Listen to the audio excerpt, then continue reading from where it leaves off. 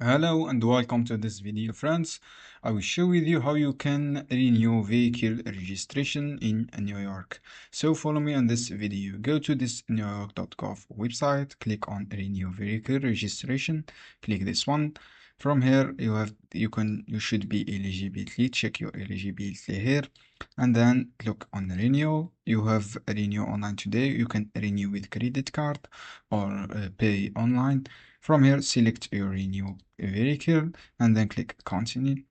After that, you will open this form, fill your all information required, such your plate number, choose your plate number here, choose your 3-digit registration class, choose your last name or business name, choose your 5-digit zip codes, choose your email address, and then click continue. So friends, you can also update your email address from here.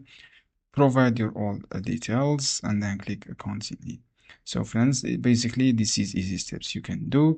I hope this guide helpful for you. Don't forget to give like and give share this video. From here you can sign up to your accounts and you can start renew your vehicle. Thanks for watching this video.